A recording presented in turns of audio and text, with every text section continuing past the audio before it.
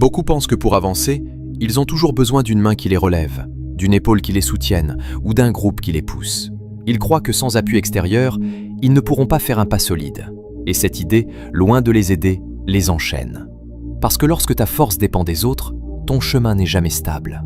Moi, j'ai appris que les plus grands bonds dans la vie arrivent quand tu décides d'avancer seul. Pas par orgueil, mais parce que tu comprends que ton évolution ne peut plus dépendre de personne. Et c'est là que tu découvres quelque chose de puissant, ta vraie force. La solitude t'enseigne la concentration, la discipline et la résilience. Tu n'as pas besoin de compagnie pour continuer, tu as besoin de détermination. Et quand tu agis depuis cette conviction intérieure, le monde cesse d'être un obstacle. Il devient le décor de ta transformation. La première chose que j'ai dû accepter pour changer ma vie, c'est quelque chose de dur à avaler. Personne ne viendra me sauver. Personne. Peu importe l'affection qu'on te porte, peu importe les promesses de soutien, peu importe la proximité qu'ils affichent. Il y a des combats que tu dois mener seul. Il y a des nuits sombres où ni le meilleur conseil, ni l'étreinte la plus sincère ne suffisent.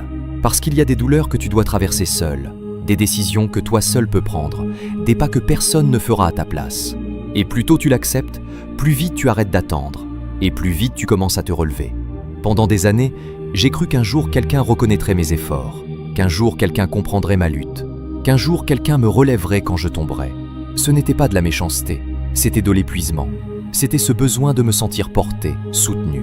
Mais cette illusion me gardait faible, parce qu'au fond, je continuais de croire que mon avancée dépendait des autres. Jusqu'au jour où, au milieu d'un choc brutal, je l'ai vu clairement. J'étais seul. Personne ne pouvait décider à ma place. Personne n'allait faire le prochain pas pour moi. Soit je le faisais, soit je restais englouti. Ça a été mon vrai réveil. Il n'est pas venu avec de belles phrases. Il est venu avec la douleur, le silence et une détermination que je ne connaissais pas. J'ai commencé à tenir mes engagements même quand personne ne me regardait, à me soutenir de l'intérieur, même quand à l'extérieur tout s'écroulait. Parce que j'ai compris ceci, le vrai caractère ne se forme pas dans la compagnie, il se trempe dans la solitude. Et cette solitude qui me faisait peur au départ est devenue une maîtresse. Elle m'a obligé à me regarder en face, à me demander ce que je voulais vraiment, ce que j'étais prêt à perdre, ce que je ne pouvais plus repousser. J'ai appris à faire confiance à mon jugement, à mon intuition, à ma capacité à me reconstruire sans témoin. Parce que quand tu n'as personne pour te soutenir, tu apprends à marcher droit. Pas parce que tu es invincible, mais parce qu'il n'y a pas d'autre option. Et cette urgence réveille une force que tu ne soupçonnais même pas. Depuis, j'ai arrêté d'attendre. J'ai arrêté de chercher la validation. J'ai arrêté de vouloir être sauvé. J'ai pris mes responsabilités et dans cet acte, j'ai trouvé une liberté que je n'avais jamais ressentie. Parce que quand ce que tu construis ne dépend plus de personne, ce que tu accomplis t'appartient. Ce que tu fais avancer est authentique. J'ai compris qu'il n'y a rien de plus puissant qu'un homme qui n'a pas besoin de compagnie pour bouger, ni de témoins pour s'engager, ni de consolation pour rester debout. Il lui faut une vision claire et la volonté de continuer, même seul, surtout seul, parce que c'est là que naît le véritable pouvoir. Le deuxième principe que j'ai dû graver dans mon esprit, c'est d'arrêter de crier pour obtenir du soutien émotionnel. Parce que plus ton avancée dépend du regard des autres, de leurs encouragements, de leurs mots, plus ton chemin sera fragile. C'est humain de vouloir qu'on t'écoute, qu'on te motive, qu'on te comprenne. Mais quand ce besoin devient une condition, tu donnes ton pouvoir. Personne n'est obligé de te motiver. Personne ne vit pour te porter. Chacun porte ses propres combats, ses limites, son propre chaos. Et si chaque fois que tu trébuches, tu attends que quelqu'un te relève, tu vas rester au sol pendant que les opportunités passent. Moi, je l'ai vécu. Je racontais mes rêves en attendant de l'enthousiasme. Je partageais mes échecs en espérant du réconfort. Je montrais mes blessures en cherchant de la compréhension. Et quand je ne recevais pas ce que je voulais, je me frustravais. Je me sentais abandonné. Mais ce n'était pas de l'abandon, c'était la réalité. La vie ne tourne pas autour de mes émotions. Personne n'a l'obligation d'être là à chaque chute. Comprendre ça ne m'a pas rendu insensible. Ça m'a rendu plus fort. Le jour où j'ai lâché l'attente d'être compris, j'ai senti une légèreté. Mes pas ont cessé de dépendre des réactions extérieures. J'ai appris à me relever par conviction, pas pour des applaudissements. J'ai découvert que le plus grand soutien naît à l'intérieur, dans le respect que tu te donnes quand tu tiens parole, dans la force que tu accumules quand tu avances en silence, dans l'engagement que tu portes même quand personne ne voit. Parce que quand tu arrives à rester solide dans tes journées les plus grises, quand tu travailles sans témoin, quand tu construis sans qu'on te félicite, ton regard sur toi change. Tu te respectes davantage. Et ce respect-là, personne ne peut te le donner. Il se forge dans la solitude, dans la fatigue, dans la constance invisible. Arrêter de mendier du soutien ne veut pas dire se fermer à l'amour ou aux liens profonds. Ça veut dire que tu ne pars plus du manque. Ça veut dire que tu n'avances plus en espérant être sauvé. Tu avances parce que tu sais qui tu es, parce que tu ne cherches plus quelqu'un pour te compléter. Tu es en train de te compléter toi-même. Et cette différence change tout. Un homme qui prend en charge ses émotions cesse d'exiger et commence à offrir. Il ne doit plus recevoir, il choisit. Il ne demande plus, il crée. Il ne supplie plus, il se tient debout. Et quand tu arrives à ce point, ton énergie change. Les autres te voient différemment, parce que tu n'as plus besoin de validation pour avancer. Tu peux être entouré de gens ou complètement seul, et malgré tout, ton cap reste clair. Ce n'est plus la peur d'être abandonné qui te guide, c'est ton objectif. Tu n'agis plus pour être vu, tu agis parce que tu sais où tu vas. Et si quelqu'un décide de marcher avec toi, très bien. Et si personne ne vient, tu avances quand même, la tête haute, les pieds ancrés, la volonté intacte. Voilà la différence entre celui qui essaie et celui qui accomplit. Celui qui accomplit n'attend pas l'étape dans le dos, ne cherche pas l'approbation. Il inspire profondément, serre les dents et continue. Parce qu'il sait que ce qu'il construit n'a pas besoin de spectateurs. Ça a besoin de discipline, de concentration et de la décision d'avancer même dans la solitude. Surtout dans la solitude. Parce que c'est là, quand personne ne te regarde, que commence à naître la version de toi capable de tout changer. Le troisième principe que j'ai dû graver au fer rouge, ça a été d'arrêter de me plaindre. Se plaindre paraît inoffensif, presque normal. Mais en réalité, c'est l'une des habitudes les plus destructrices qui existent. Chaque fois que tu te plains, tu dis à ton esprit que tu n'as pas de pouvoir, que l'extérieur décide plus que ta volonté, que tes problèmes pèsent plus lourd que tes choix. Et quand tu répètes ce discours encore et encore, il s'installe. Il devient une voix intérieure qui ronge ton esprit et éteint ton envie d'avancer. La plainte est le langage de ceux qui ont déjà renoncé à construire. Et moi, je suis resté piégé là-dedans pendant des années. Je me plaignais des injustices, du manque d'opportunités, de ce que les autres faisaient ou ne faisaient pas, parfois même de moi-même. Je pensais que c'était légitime, que j'en avais le droit. Et peut-être qu'en partie c'était vrai. Mais jamais une plainte ne m'a aidé à avancer. Jamais elle ne m'a rendu plus fort. Jamais elle ne m'a rapproché de mes objectifs. Au contraire, elle m'enfonçait. Elle me plaçait en victime. Elle me faisait attendre des solutions qui n'arrivaient jamais. Et le pire, c'est que petit à petit, elle me poussait vers le cynisme. À croire que rien ne change, que rien ne vaut la peine, qu'il vaut mieux abandonner. Et c'est là que beaucoup commencent à mourir intérieurement. Jusqu'au jour où, face au miroir, je me suis posé la question la plus dure de toutes. Quelle part de ce qui me fait souffrir, je la maintiens moi-même en ne faisant pas ce que je sais que je dois faire? Combien de choses ai-je nourries par ma passivité, mes excuses, mes plaintes? La réponse a fait mal, mais elle m'a libéré. Parce que ce jour-là, j'ai arrêté de me déguiser en victime et j'ai repris le contrôle. J'ai décidé de devenir quelqu'un qui agit, pas quelqu'un qui se lamente. Quelqu'un qui regarde ce qui ne va pas et l'affronte. Pas avec des plaintes, mais avec du travail. Pas avec des mots, mais avec des résultats. Et j'ai remplacé le « pourquoi moi » par une seule question. Qu'est-ce que moi, je peux faire avec ça? Pas ce que les autres devraient faire, pas ce que le monde devrait changer. Moi. Me poser cette question tous les jours m'a transformé. Ce que je voyais avant comme des murs est devenu des chemins. Là où il y avait de la colère, j'ai trouvé de l'élan.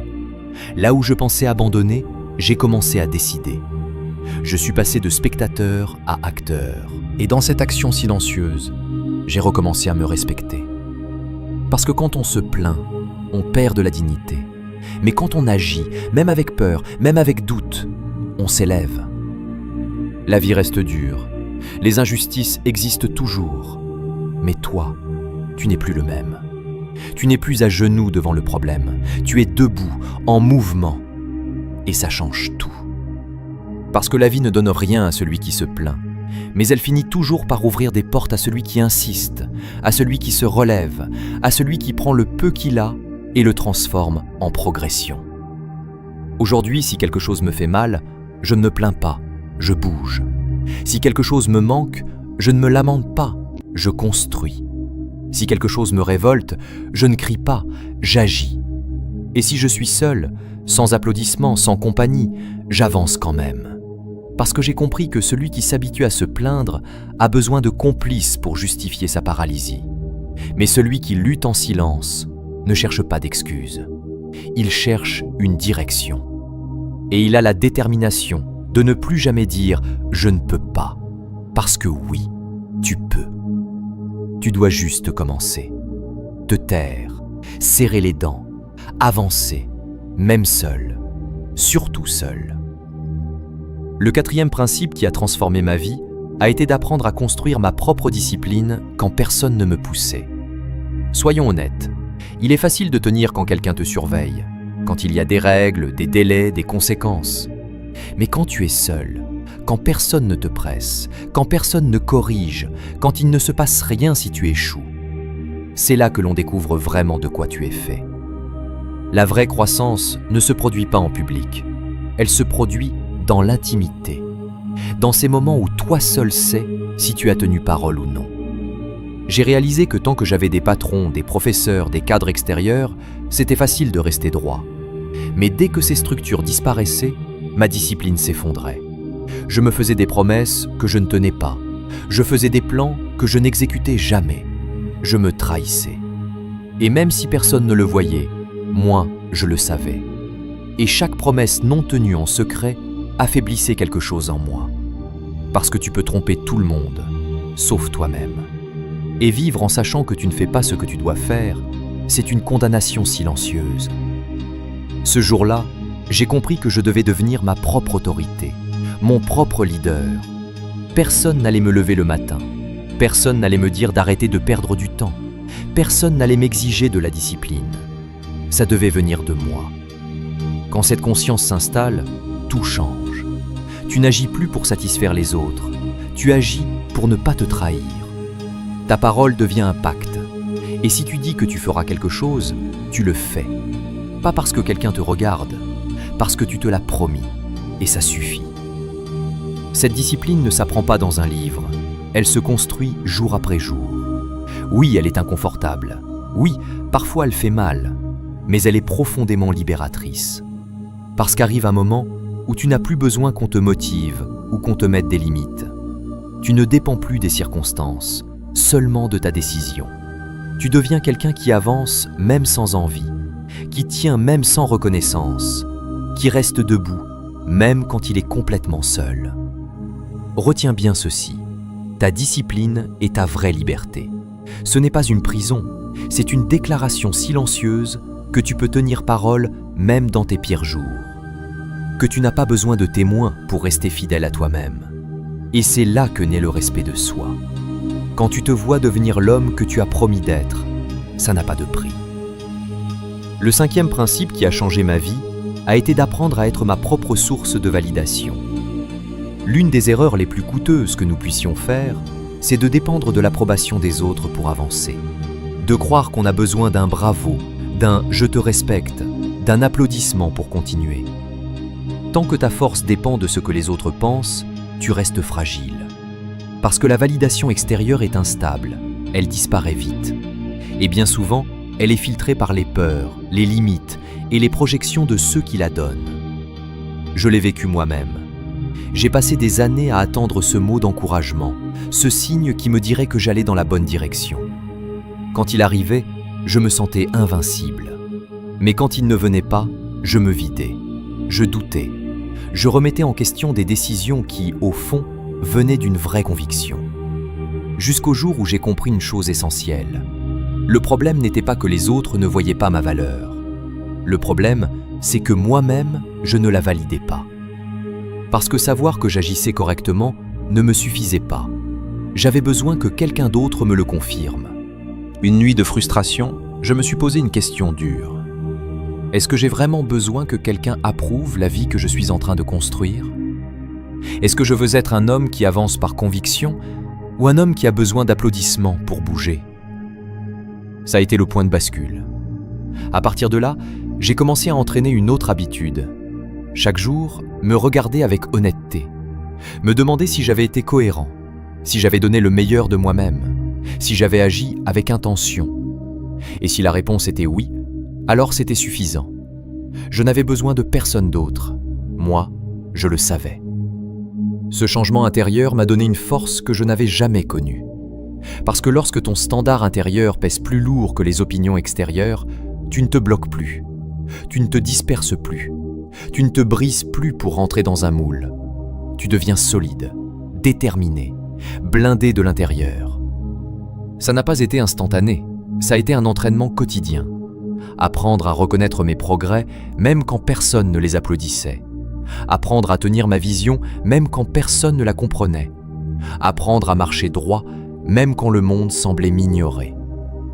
Quand tu apprends à te valider de l'intérieur, chaque pas devient un acte de respect envers toi-même. Tu ne cherches plus à être vu, tu cherches à être en paix avec toi. Et cette paix-là ne se négocie pas. Depuis, je me célèbre en silence quand je tiens parole. Je me corrige avec fermeté quand je dérape. Je me parle avec respect. Je me guide avec clarté. Je n'ai pas besoin de scène ni de public, juste de cette conversation constante avec moi-même. Parce que j'ai compris que le respect véritable ne se demande pas, il se construit. Et si tu veux que les autres te respectent, commence par arrêter de mendier leur approbation. Apprends à te donner du crédit, à te valider de l'intérieur, à avancer sans avoir besoin d'applaudissements. Le monde finit toujours par répondre à cette force intérieure qui ne demande plus la permission d'exister. Le 6e principe qui a transformé ma vie a été d'apprendre à me relever vite à chaque chute.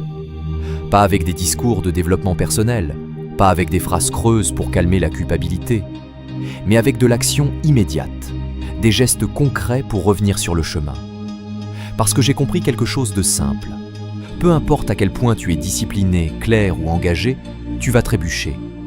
Il y aura des jours où tu casseras ta routine, des jours où tu trahiras ta parole, des jours où l'impulsion gagnera. Et c'est précisément là que ton engagement se mesure. Tout le monde avance quand tout va bien. Mais le vrai caractère se révèle dans ce que tu fais après l'erreur. Pendant longtemps, je me punissais quand je tombais. Une journée ratée devenait une semaine de reproches. Une mauvaise décision déclenchait un dialogue intérieur brutal. Encore une fois, tu as tout gâché, tu ne changeras jamais. Et cette culpabilité déguisée en exigence faisait plus de dégâts que l'erreur elle-même. Parce qu'au lieu de me corriger, elle m'enfonçait. Un jour, j'ai compris ceci. Chaque minute passée à me lamenter est une minute que je ne passe pas à réparer. Le vrai guerrier n'est pas celui qui ne tombe jamais, c'est celui qui se relève, sans drame, qui corrige vite et qui continue. J'ai changé ma façon de me parler. Je ne me demande plus pourquoi j'ai encore échoué. Je me dis, qu'est-ce que je fais maintenant pour revenir sur le chemin ?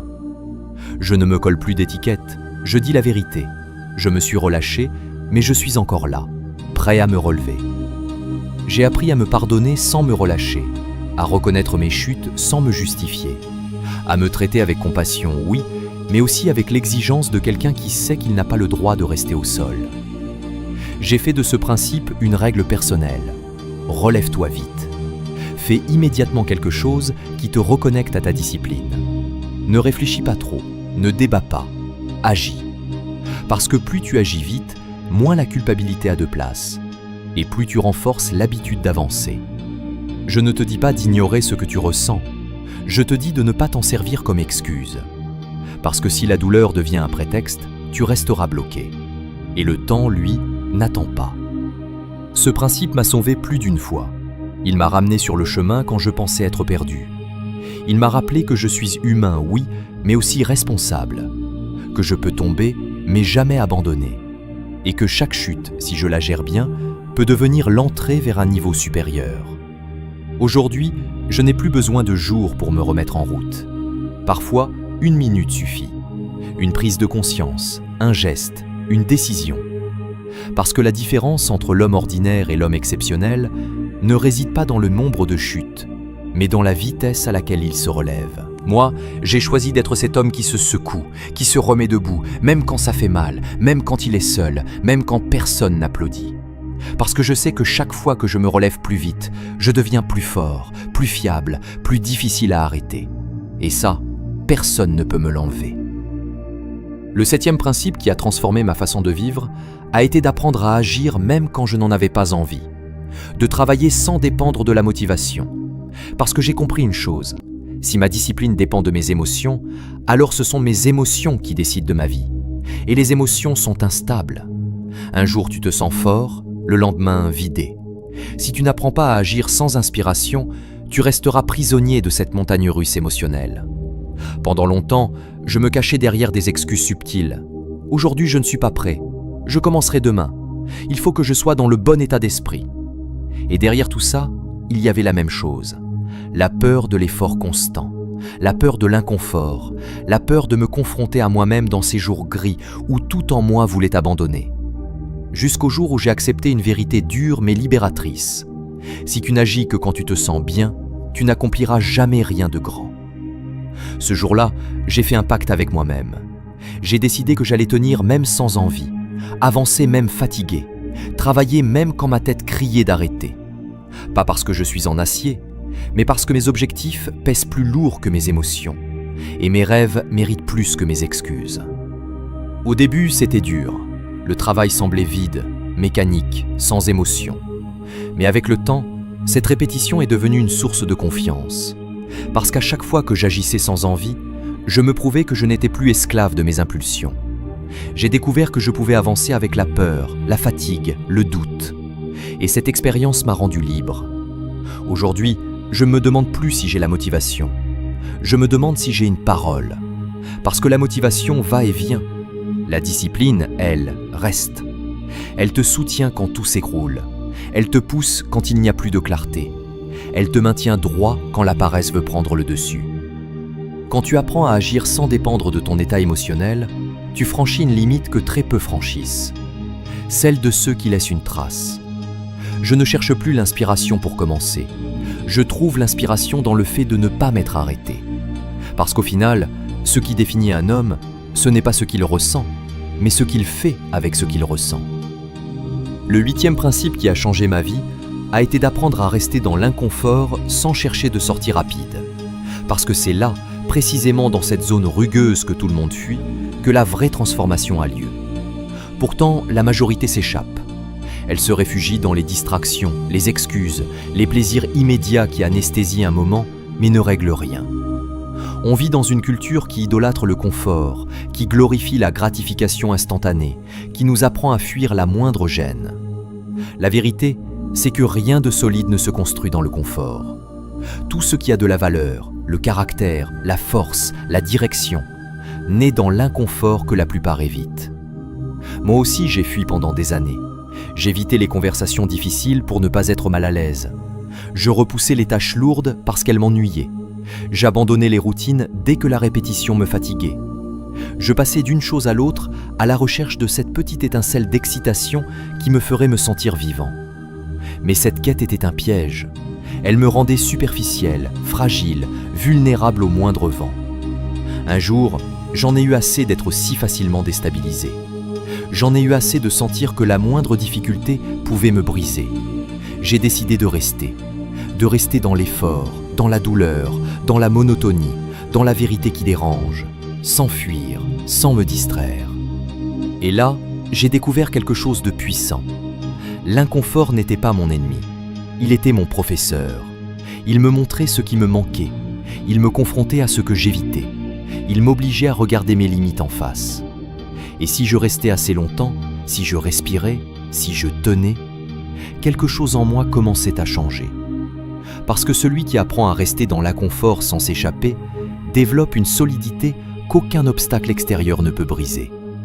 Il n'a plus besoin que la vie soit facile, parce qu'il est devenu difficile à vaincre. J'ai commencé à appliquer cette leçon partout. Quand je n'avais pas envie de m'entraîner, je m'entraînais quand même. Quand l'anxiété montait, je ne la noyais plus dans les réseaux sociaux ou la nourriture. Je restais là, à la ressentir, jusqu'à ce qu'elle passe. Quand quelque chose faisait mal, je ne le masquais pas avec des phrases de motivation, je le traversais. Et chaque fois que j'en sortais, je me sentais plus maître de moi-même, plus solide, parce que je n'avais plus besoin de fuir pour survivre. Mon seuil de tolérance a changé. Ce qui me submergeait avant me touche à peine aujourd'hui. Ce qui me paralysait autrefois me propulse maintenant. J'ai compris que tout ce qui vaut la peine se trouve derrière cette barrière inconfortable. Les habitudes qui transforment, les conversations qui secouent, les processus qui donnent des résultats durables. Tout commence par de l'inconfort. Mais si tu as le courage de rester là, de respirer, de tenir sans t'enfuir, tu deviens un homme qui ne cherche plus à être à l'aise, mais à faire ce qui est juste. Aujourd'hui, j'ai une conviction claire. Si ça fait mal, c'est que ça compte. Si ça dérange, c'est que je suis à la frontière de mon prochain niveau. Et si je choisis de ne pas fuir, cette frontière finit par céder. L'inconfort n'est pas une punition, c'est la porte vers ta version la plus forte. Une porte que la majorité n'ose pas franchir. Mais si toi, tu décides d'y rester, d'avancer malgré tout, tu rencontreras un toi que tu n'imaginais même pas. Un homme qui ne fuit plus, qui ne se cache plus, qui n'abandonne plus. Il avance, même quand ça fait mal, surtout quand ça fait mal. Parce que c'est là que commence la vraie liberté. Le 9e principe qui a complètement changé ma manière de vivre a été d'accepter que je n'ai pas besoin que les autres me comprennent. Je n'ai pas besoin qu'ils approuvent mes décisions, qu'ils comprennent pourquoi je choisis le difficile, pourquoi je pose des limites, pourquoi je m'impose autant, pourquoi parfois je m'éloigne. Sur ce chemin, celui de se construire vraiment, tu seras critiqué, jugé, mal compris. Et si tu ne sais pas vivre avec ça, tu finiras par baisser tes standards, par te modeler pour rentrer dans une médiocrité qui n'a jamais été la tienne. Pendant des années, j'ai essayé de me justifier, d'expliquer ma discipline, de convaincre que mes efforts avaient du sens. Et la plupart du temps, je recevais des moqueries, de la méfiance, des critiques. On me disait que j'exagérais, que je passais à côté de la vie, que je m'isolais. Ça faisait mal. Mais un jour, j'ai compris que ce qui blessait vraiment, ce n'était pas leur incompréhension, c'était mon besoin d'être approuvé. À partir de là, j'ai arrêté de demander la permission. J'ai arrêté de donner des explications inutiles. J'ai appris à dire non sans me justifier, à tenir ma discipline en silence, à garder mes projets pour moi. Parce que ma paix ne dépend plus de la compréhension des autres. Elle dépend de ma cohérence intérieure. Avec le temps, j'ai moins parlé et moins montré. Je n'avais plus besoin de prouver que j'étais sérieux. Ceux qui voulaient marcher avec moi étaient les bienvenus. Les autres pouvaient rester à regarder. Mon chemin n'est plus soumis au vote. Celui qui passe son temps à se justifier finit par vivre une vie dessinée par les autres. Moi, je ne suis pas venu pour rentrer dans un moule. Je suis venu pour accomplir quelque chose, même si ce chemin me laisse seul. Aujourd'hui, je vis avec une règle simple. Si ma conscience est en paix, je n'ai besoin de l'approbation de personne. Je n'essaie plus de convaincre ceux qui ne veulent pas voir. Je ne gaspille plus mon énergie à expliquer ce qui est clair pour moi. J'avance en silence, avec fermeté et direction. Parce que quand tu n'as plus besoin d'être compris, quelque chose se libère en toi. Une force qui te permet d'avancer sans bruit, sans peur, sans distraction. Une force qui ne s'hérite pas, qui ne s'enseigne pas, qui se conquiert en marchant seul, en tenant le cap, même quand tout le monde pense que tu te trompes. Et c'est précisément là, quand personne ne te comprend, que tu finis par te comprendre toi-même. Le 10e principe, et peut-être le plus puissant de tous, a été de comprendre que tout ce dont j'ai besoin est déjà en moi. Pas à l'extérieur, pas dans les conditions, pas dans l'aide de quelqu'un d'autre, mais dans ma décision de me tenir debout quand il ne reste plus rien. Dans cette volonté de continuer malgré la fatigue, la peur, le doute. Ma vie a changé le jour où j'ai arrêté d'attendre que l'extérieur s'aligne pour avancer. J'ai cessé d'attendre l'opportunité parfaite, le signe, le moment idéal. J'ai compris que si je veux quelque chose, je dois le construire. Si quelque chose me fait mal, je dois le transformer. Si quelque chose me manque, je dois aller le chercher. Et si je tombe, je dois me relever. Parce que personne ne viendra le faire à ma place. Cette vérité peut faire mal, mais elle est aussi profondément libératrice. Quand je l'ai intégrée, quelque chose s'est allumé. J'ai commencé à avancer avec urgence, à couper ce qui ne servait à rien, à arrêter de gaspiller mon énergie. Je travaillais en silence, avec l'intensité de quelqu'un qui sait que tout dépend de lui. Le chemin est long, il est exigeant, mais c'est le seul qui transforme vraiment. Pendant que certains attendent des miracles, moi, j'ai décidé d'en devenir un. Oui, il y a des nuits où tout semble impossible, des jours où la fatigue écrase la motivation, des moments où tu regardes autour de toi et il n'y a personne. Et c'est là que tout se joue. Si tu avances dans ces moments-là, si tu te fais confiance, même brisé, si tu agis malgré le tremblement intérieur, tu découvres une vérité que personne ne t'a apprise. Tu es capable de bien plus que tu ne le crois. Tu n'as pas besoin d'être parfait, tu as besoin d'être déterminé. Pas besoin d'applaudissements, juste d'intégrité et d'un feu intérieur qui ne s'éteint pas. Quand tu comprends que tu es ton propre soutien, ta propre réponse, ta propre direction, la solitude cesse d'être une menace, elle devient une alliée. Le monde peut vaciller, les gens peuvent partir, les circonstances peuvent s'effondrer. Toi, tu restes debout, tu ne dépends plus, tu choisis, tu ne rêves plus, tu exécutes, tu ne fuis plus, tu fais face. Avancer seul n'est pas une punition, c'est un privilège. C'est l'occasion de découvrir qui tu es vraiment quand il ne reste que ta parole. Et c'est là que se forge une force que personne ne peut t'enlever. Si ce message résonne en toi, abonne-toi et rejoins-nous chaque semaine.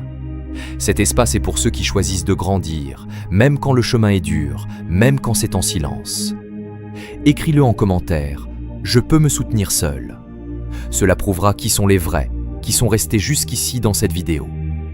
Merci à ceux qui le feront, parce que cette déclaration simple et ferme est le début de tout.